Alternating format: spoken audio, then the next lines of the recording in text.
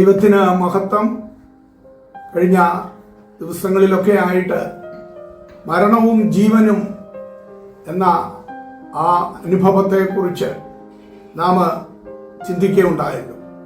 ചക്രവർത്തി മുതൽ ദരിദ്രൻ വരെയുള്ള സകല മനുഷ്യരും ധനസമ്പാദ്യങ്ങളെ വിട്ടിട്ട് വെറും കൈയോടെ ഒരു നാൾ ഈ ലോകത്ത് നിന്ന് എന്തൊക്കെ നേടിയെന്ന് പറഞ്ഞാലും കടന്നുപോയേ മതിയാകത്തുള്ളൂ.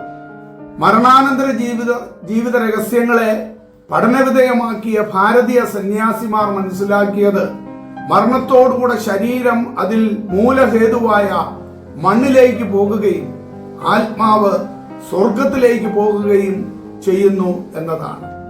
ഒരു തത്വചിന്തകന്റെ മരണശയ്യയിലെ വാക്കുകൾ ഇപ്രകാരമാണ്: ഈ ലോകത്ത് എന്തിനാണ് വന്നത് എന്ന് ഞാൻ അറിയുന്നില്ല, ഇവിടെ ഇതാ ഞാൻ എങ്ങനെ ജീവിച്ചു എന്നും അറിയുന്നില്ല, ഇപ്പോഴിതാ എങ്ങോട്ടാണ് പോകുന്നത് എന്നും അറിയുന്നില്ല എന്ന് ആ ചില നിരാശയുടെ വാക്കുകളാണ് ഉച്ചരിപ്പാനായിട്ട് ഇടയായി തീർന്നത്.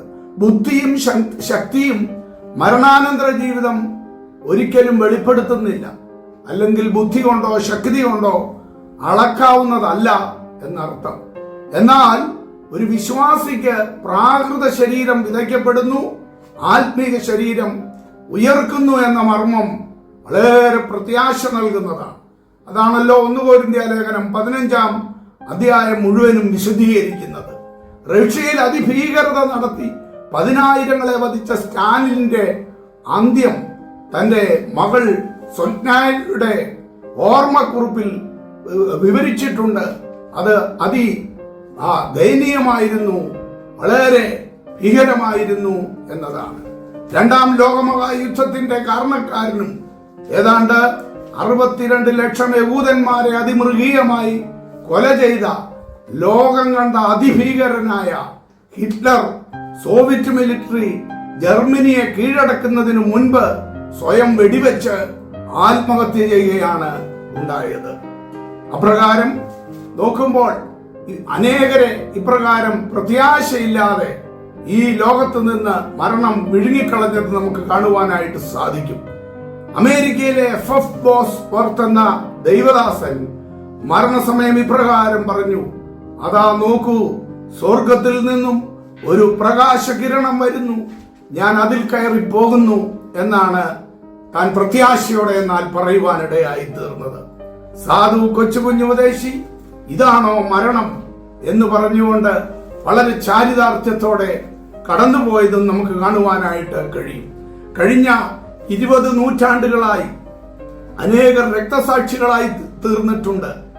ഈർച്ചവാളാൽ അറുക്കപ്പെട്ടു, കാടുകളിലും മലകളിലും ഒക്കെ അലഞ്ഞ് നടക്കുവാനായിട്ട് ഇടയായി തീർന്നു.